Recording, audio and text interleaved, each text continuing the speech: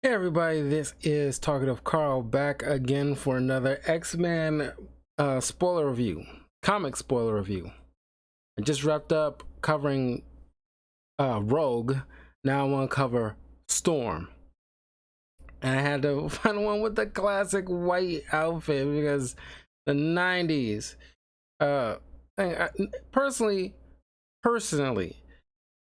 uh, I have some kind of I do have a nostalgia for 90s, early 2000s, comic art. There's something about them that's like generally always stand out. It's usually specific artists, obviously, like Jim Lee or you know, uh,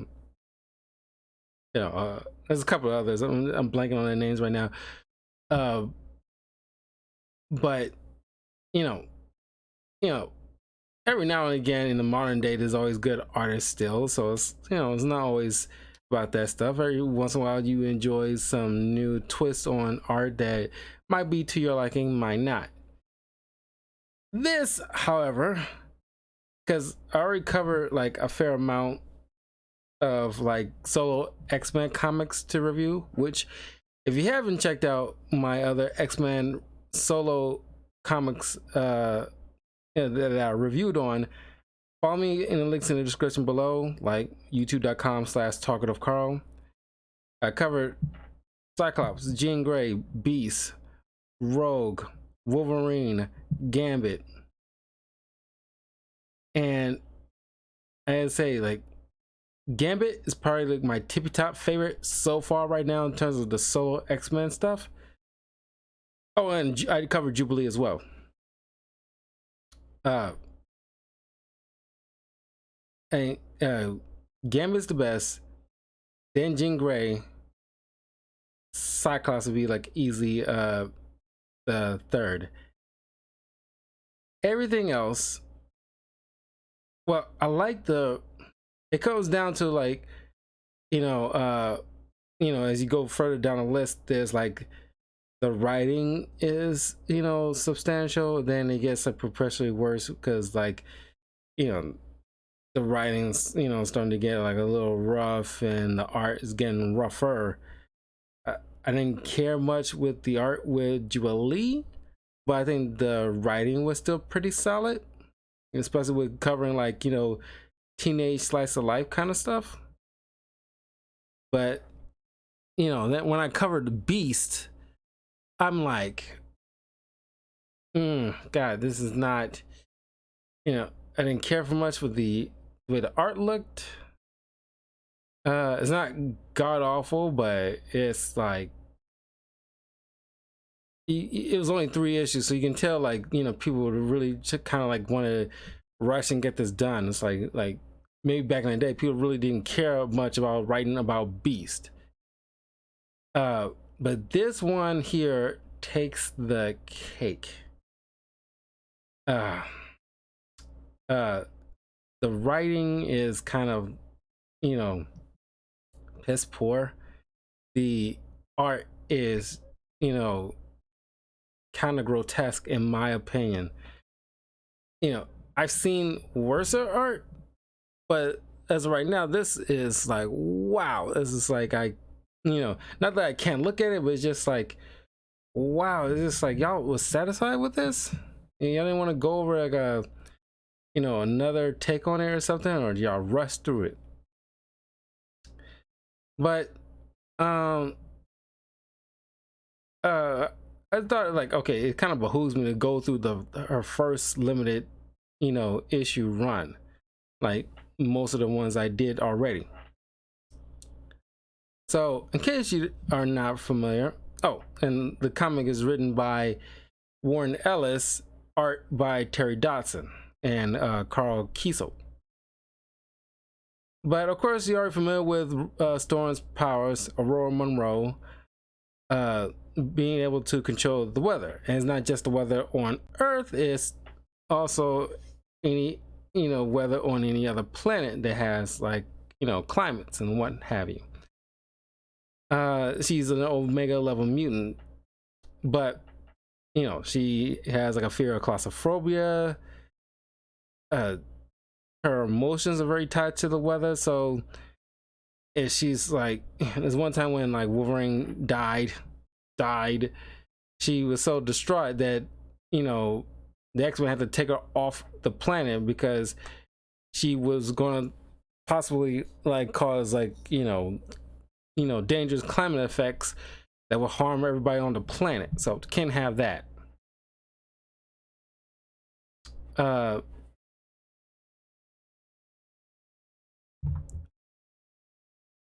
uh, uh, she can create precipitation at a higher or lower altitudes than normal, make whirlwinds travel pointing lengthwise in any direction. Uh, uh, Channel ambient electromagnetism through her body to generate electric blasts, flash, freeze objects and people, coalesce atmospheric pollutants into acid rain or toxic fog, and along with her natural ability of flight, summon wind currents strong enough to support her weight to elevate herself. Her control is so great she can even manipulate the air in a person's lungs. She can control the pressure inside a human inner ear, an ability she uses to cause intense pain. She also can bend light using moisture in the air and her manipulation of mist and fog to appear partially transparent and in some cases nearly invisible. She can control cosmic storms, solar wind, ocean currents, and electromagnetic energy. She can separate water molecules into oxygen and hydrogen via electrolysis, allowing her to breathe underwater. In space, she is able to affect and manipulate interstellar and intergalactic mediums, such as when she bent primal cosmic forces to create lightning while still healing in the Encanti, or when she gathered hydrogen atoms around the Silver Surfer whilst in space to create an atmosphere around him. Storm can alter her visual perception so as to see the universe in terms of energy patterns, detecting the flow of kinetic, thermal, and electromagnetic energy behind weather phenomena, and can bend this energy to her will. She can perceive the stars, planets, and even empty space as patterns of force and energy, all of which she can control. She once summoned the full power of an entire galactic core, which consisted of millions of suns and planets, to purge the brood infection within her. What makes this even more staggering was that the entire process of doing this was described to be simple for her.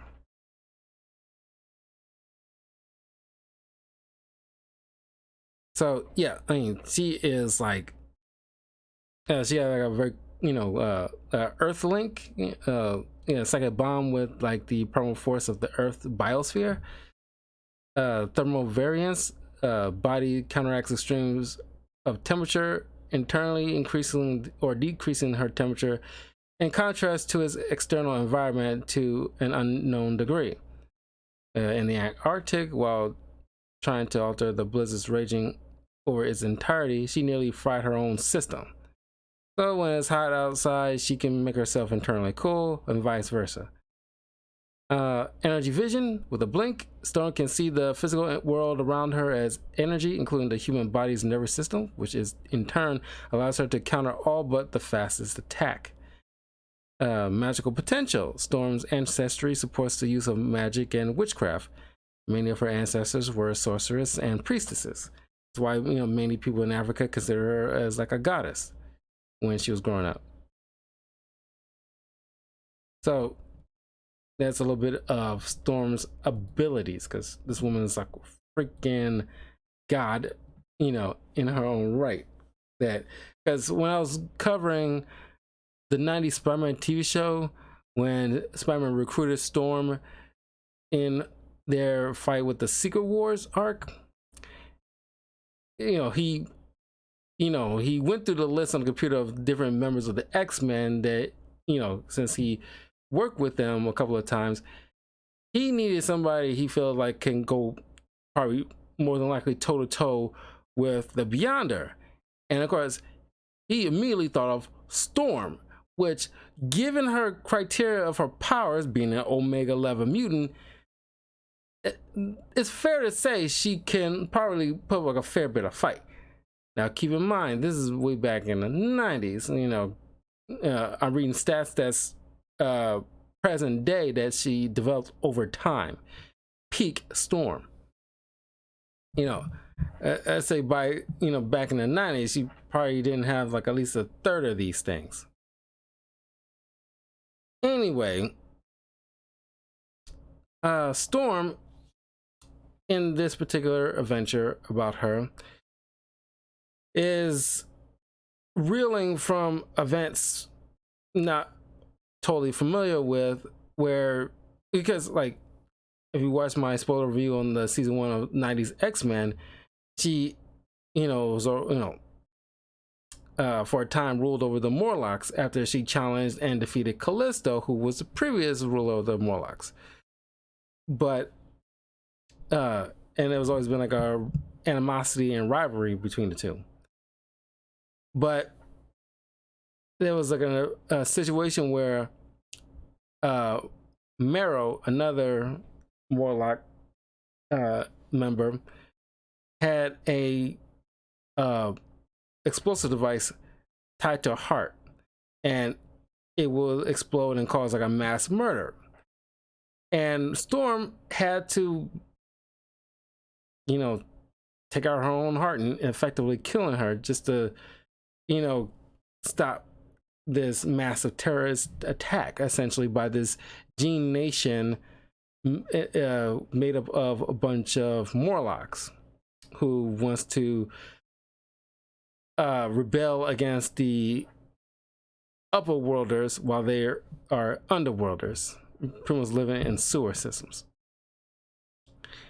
And this is probably the funniest part out of the entire limited series, where for some reason, don't know why, that they have Logan eating basically Kentucky Fried Chicken. There's no like, right situation to contend with, because in comics, the past, decade and some change, they were a little weary here and there about using certain particular products in like a particular panel. Like when you're reading a comic currently right now and somebody mentions like, oh, I saw this thing on ViewTube, obviously referencing YouTube, but they can't use the actual word because of obviously copyrighted thing. You gotta pay them more than likely. So they use like the term like ViewTube. And of course, this is just like they probably got away with having like small, can't really tell image that's clearly the kernel, but it doesn't have the actual name KFC on it, but it's clearly KFC. And he, for some reason, is either outside the mansion in like the forest part of the area. It's like, y'all, you can't, like, you're clearly not an animal. Why are you like, why are you eating out in the woods and just not in the freaking kitchen like a, like a regular person? That was like, wow. He was going down on that stuff too. He was just like in his own zone. So Wolverine is trying to explain to her like, look, you had to do what you had to do, because like, but she's not. She explains to him that she's not like upset about the fact that she, like she. It's just like she wanted to find like a different way. She doesn't like the idea of having to take a life, but she wanted to be able to, she wished she could have found like a different way. She being like the second in command of the X-Men, right behind Scott, she should have been able to, ascertain the situation and come up with a solution that doesn't result in a death of another mutant, especially. So at this point in time, some of the members of X Force like are being uh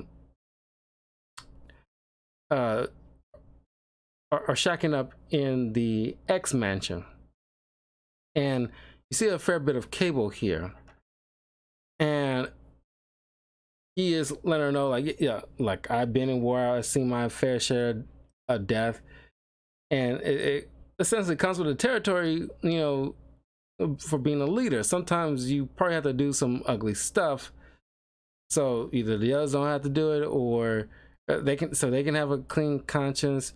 But you know, it just, you know, is the way it is when it comes to leadership. Sometimes you got to make the toughest calls. And she finds out from him about like this little ritual that the Morlocks do to pay their respects to the fallen, essentially. So she goes back to the Morlock tunnel system underneath like Manhattan, and man, I cannot. You know, the worst offense out of this entire artwork is giving Storm like cat eyes for some reason. What was the decision with that? Why? It takes me out every time I look at her. Except when she goes with the whole, you know, when she's using her powers and it goes all white. By the exception of that, when she's not using her powers, and it's like, what's with the cat eyes? So she does this ritual, the ceremony of light, where she takes these like, you know, glass fragments and, you know, float them in the air. Because there's one time, you know, it was like out of the year or out of the day. Pretty sure it's probably like out of the year, where, you know, the street lights and, you know, everything is popping up and everything starts shimmering through and illuminating the entire tunnels. And as this was carrying on, a portal opened up and dragged Storm inside. All the while, you know, Cable is following her because he had like a weird feeling. And as he's, you know, because the portal was so intense and it caused like a small cave in, and as he's walking in, what he's perceiving is a dead Storm with like a rock crust on her head, wearing this like, you know, similar clothes. And Cable is like, oh my god. And he goes to the, and it's like a run parallel with Cable, because he's trying to let people know that, you know, oh, Storm is dead. Of course, Cyclops and Jean are not believing that. And of course, you know, just so you know, like, Cable by and large is Scott and Jean's son. You know, there is some twisty, weird stuff, complicated stuff with like Mr. Sinister and time travel. Don't get lost in the weeds. Just make it easy on yourself and just acknowledge the fact that Cable is the future son of Scott and Jean, and let that be. So he mentions like, okay, I may not know Aurora as well as the rest of you do, but it's like, I saw what I saw. But Scott was like, until I see an autopsy, because in our line of work, we see a lot of weird stuff. So until I see an autopsy, I'm not going to say he's gone. So, while that carrying on, Storm is in this different dimension, is dubbed like the Hill, and she's the bottom of this massive hill, and like this different dimension, time works in weird ways. Sometimes it's slow, sometimes it moves fast, but the weather here is so abnormal that it's raining acid rain and stuff like that, and she's trying to get a grasp of the situation, eventually gain control over it, which is honestly the coolest. You know, it's two cool parts when she's using like the weather here, and she's, you know, shifting the way like the rain is falling on her so the acid rain don't, cause any kind of damage over time. So it kind of like, the air current is just like pulling the rain in like just above her head. So she's pretty much walking in like a clear pathway. As she's going up the hill, she's coming acrossing other Morlocks that used to be on Earth, but was a long time ago apparently pulled in by this limited issue's main villain, Mikhail Rasputin. I guess not to be possibly related to Peter Rasputin, Colossus, but let's check and see.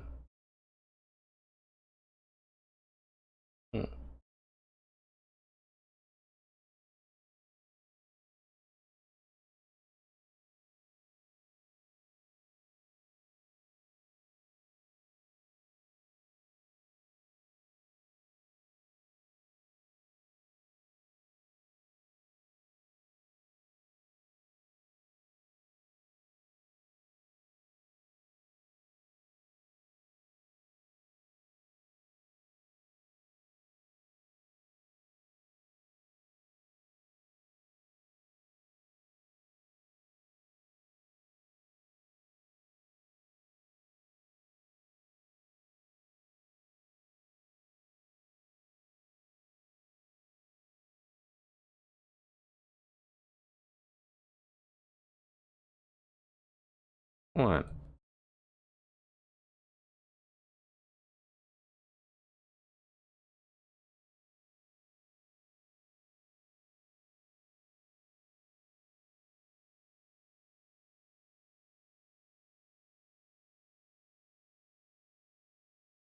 There you go.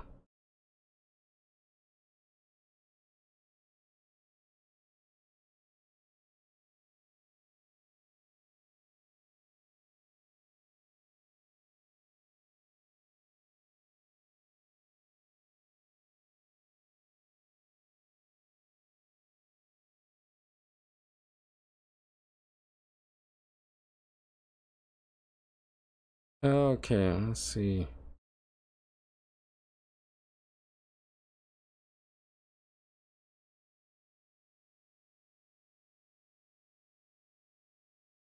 Yeah, he is related to. He's a brother of Colossus. I was like, how many Rasputins in the Marvel universe are out there? Uh,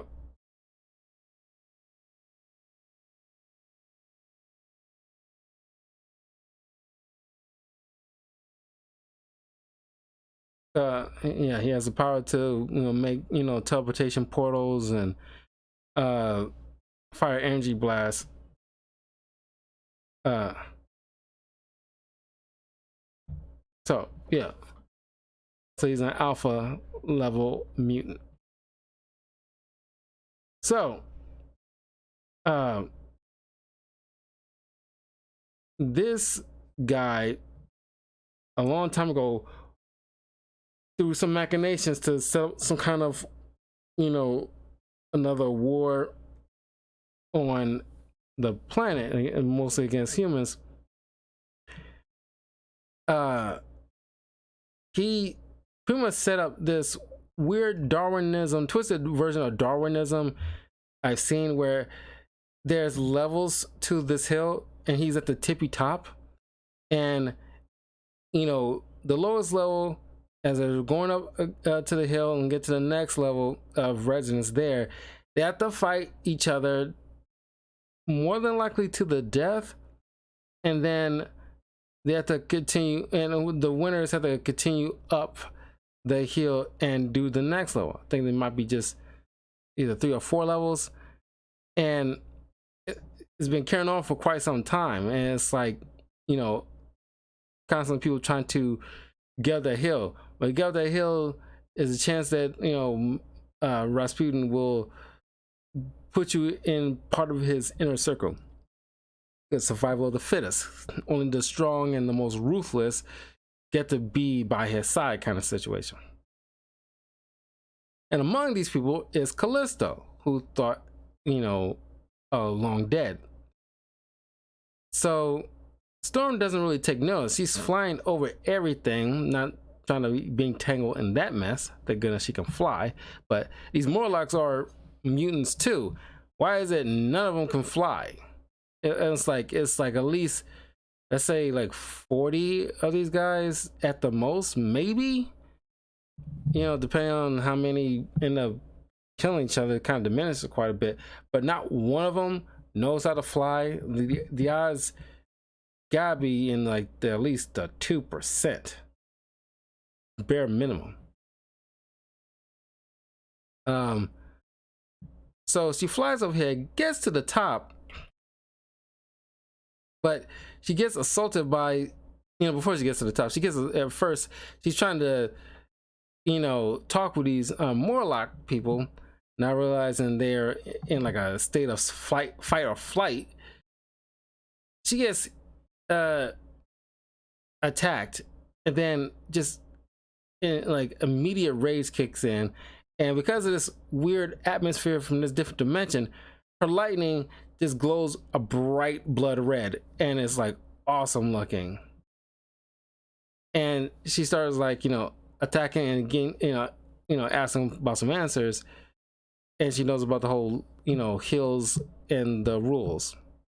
So she flies over everything and meets up with Mikhail, and astonished it was him, and then learns that whenever somebody used those in that light ceremony thing, it's somehow intrinsically tied to him. It's never explained why is it tied to him, but it's causing him, like, every time he knows when somebody's using it, that's when he knows to open up the portal, because it causes him intense pain every time they use that ceremony.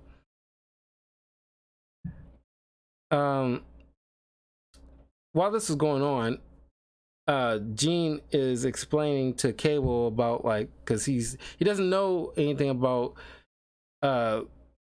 Storm in that way at this point in time. So he regales her, she regales him about Storm's upbringing, where she's living on the streets of Cairo. She lost her family in some kind of building collapse where she, you know, that's how she got her claustrophobia, because her parents died among the rubble. She managed to survive, but she eventually got out. But a traumatic experience really did a number on her, where, like, she crumbled to pieces every time she's in, like, very enclosed spaces. I doubt it's similar to, like, you know, actually being in an elevator, but I imagine the elevator gets stuck for a while, she might start maybe hyperventilating a little bit. But if she's like underground or something like that, or, you know, just like encased into like a closed ball or something, she will start freaking the heck out. Eventually she got met up with Professor X and joined the X-Men.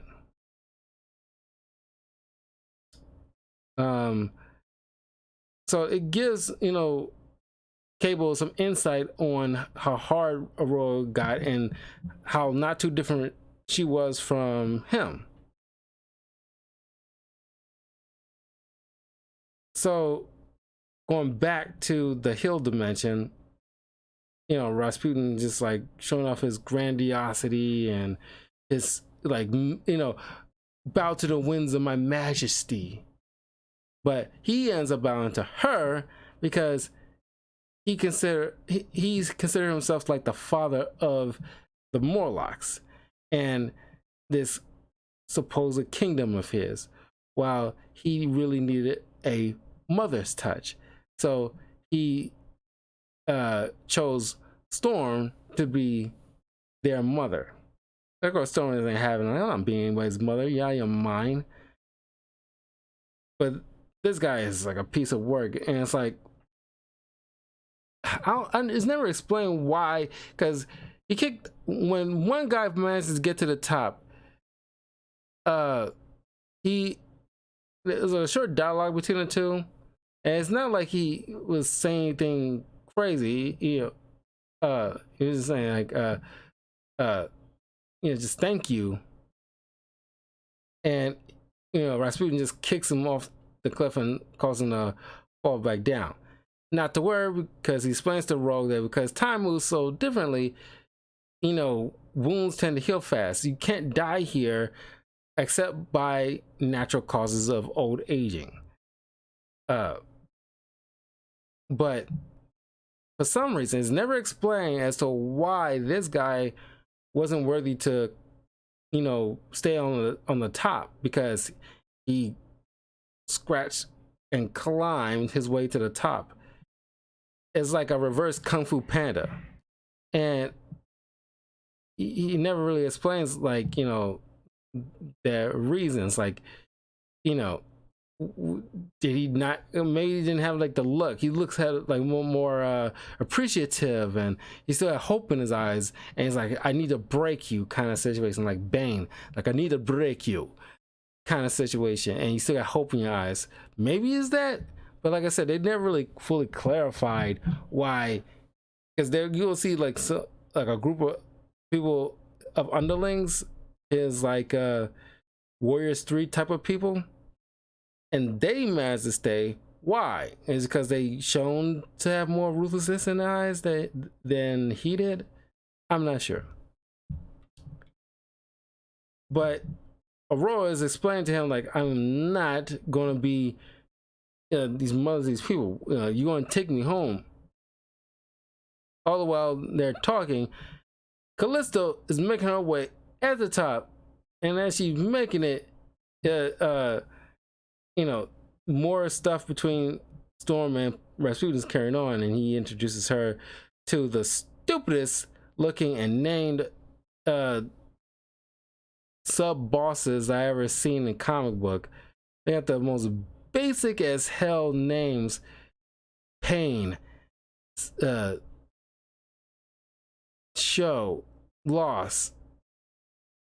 Oh, is it Glass, Charm? Oh, Snow. Yeah, it's like, I was like, what? And he's supposed to be like the newest members of Gene Nation, and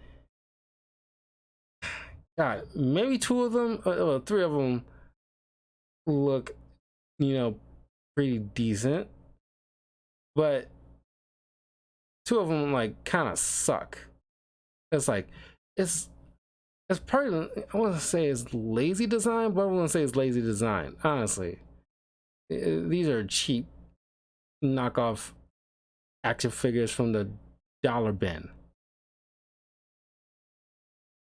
but they're all in on going back to Earth and planning another bombing mission, and they holding this experimental bomb that causes like devastating effects. But Callisto shows up as one of the Morlock, or at least Gene Nation members, challenging Storm to a fight. But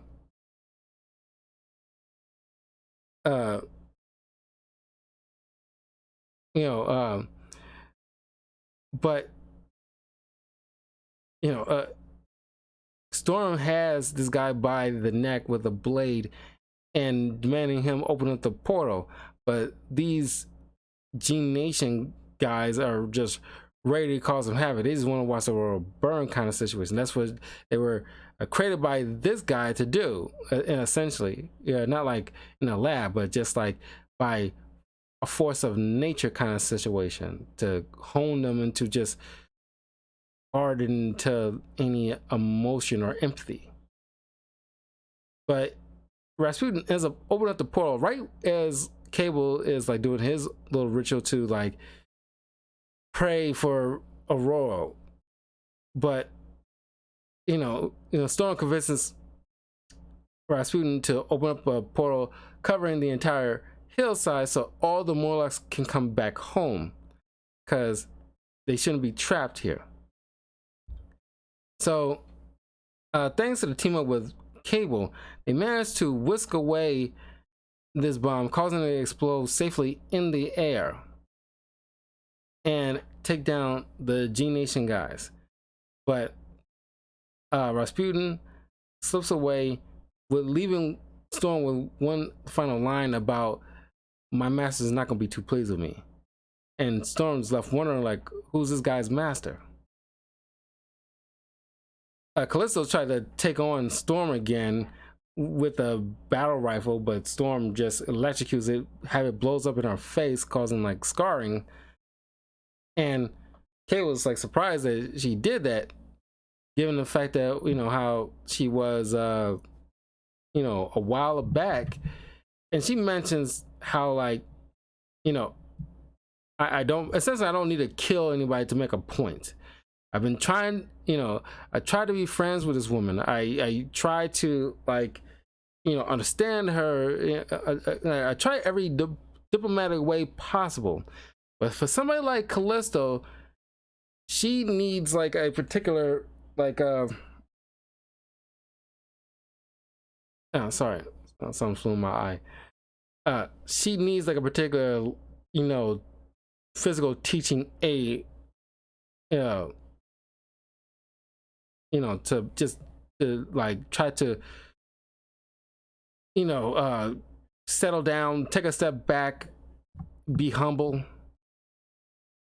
But she managed to slink away and meets up with Marrow, who is not dead like previously thought when she fought Storm months ago, and apparently lost her life by getting her heart with a bomb attached to it taken out.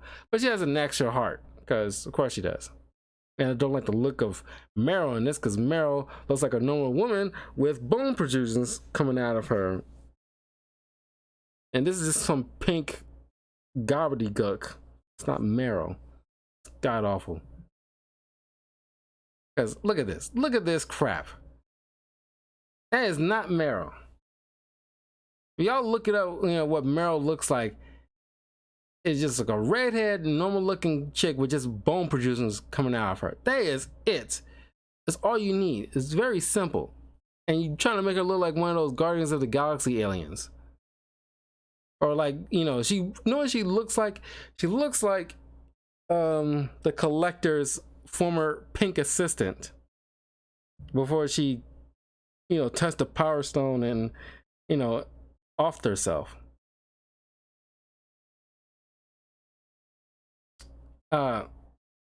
So now Storm is instructing all the Morlocks to go to this part of Africa that's suffering from famine, and instructed them like, you're gonna make a better life for yourselves. That's an order from me, your leader.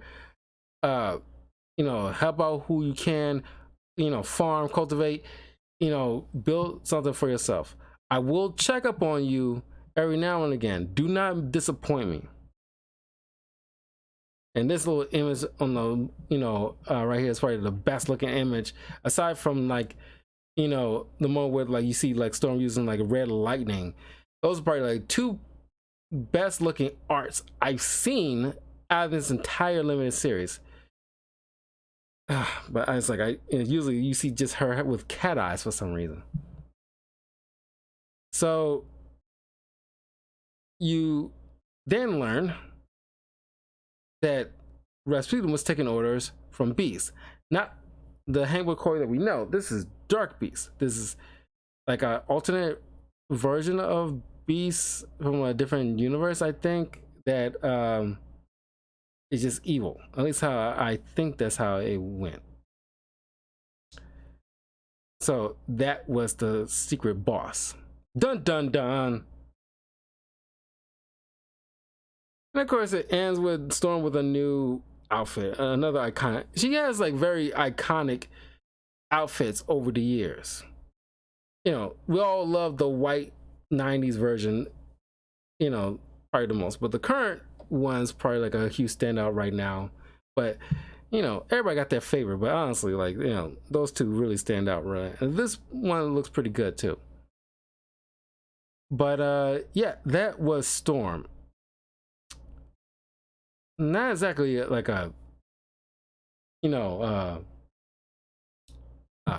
a doozy of a story that like because I honestly did not really enjoy this, because the dialogue it's lackluster, the art sucked. I could have my complaints about the Beast limited series, but the dialogue wasn't as atrocious as this. and the art wasn't as atrocious as this. Uh, it was somewhat decent enough to look at. This is just like, I don't know. It's a shame. This is Storm. You expect like, maybe not like S tier quality, but you know, somebody to give a damn and make it, you know, like, you know, a little bit more epic than it is. But so far, like Gambit, so far is my #1 favorite solo X-Men story, limited series story. Then it was Jean Grey, and then Cyclops is #3 for me as far as like best ones. Everything else, you know, like Jubilee was okay, but just I could not get with the art. Oh, and then of course like Rogue would be like, you know, #4, then Jubilee. But once you get past Jubilee, the art and the writing starts to dip very heavily. But anyway, the next 2 comic book reviews I'll be doing will be Colossus and his sister Magic. But they won't be right away because next week, or well, I'll try to get out as soon as I can, but the next, you know, X-Men related thing I'll be doing is going back to the movies, and I want to cover, you know, the Wolverine stuff. X-Men Origins Wolverine, The Wolverine, and Logan. So look forward to those coming soon. Tomorrow I have a new Chaotic Lore video coming up. And what you think of Storm? It's like, is your, you know, because obviously she's everybody's favorite X-Men, at least in the top 3. She is very up there. She is like, she is the coolest person, the coolest looks, coolest powers. She is like an incredible creation. Top tier comic book character, you know, at least very high up there, at least in terms of superheroes. She's very high up there in terms of you know, ingenious creation. But anyway, I will see you all tomorrow for more for Chaotic Lore. Since I wrapped up Jedi Survivor, I'll probably just be doing some multiplayer stuff here and there until Street Fighter 6 come out and FF16 comes out, because that'll be the next new video game walkthroughs that I'll be playing. And both of which I'll be playing them on my PS5. If you're curious on if I'm gonna be playing like the Suicide Squad game, I doubt it. I highly doubt it, unless, you know, something changed my mind with, I watch other, you know, people playing this game and it turns out better than expected, then, you know, I will consider it. But the last thing I saw from it gives me very Gotham Knights vibes, and I'm not with it, because there's only a couple of times where I actually felt like I, you know, didn't get bang for my buck when it comes to a video game that, like, for being so lackluster. I mean, Gotham Knights is like right up there, and then like Jump Force and Marvel vs. Capcom Infinite. Those probably like the 3 times I actually felt like I actually wasted some serious money for some very lackluster games. So that's it. Anyway, I will see y'all soon. Take care. Have a great night. Peace.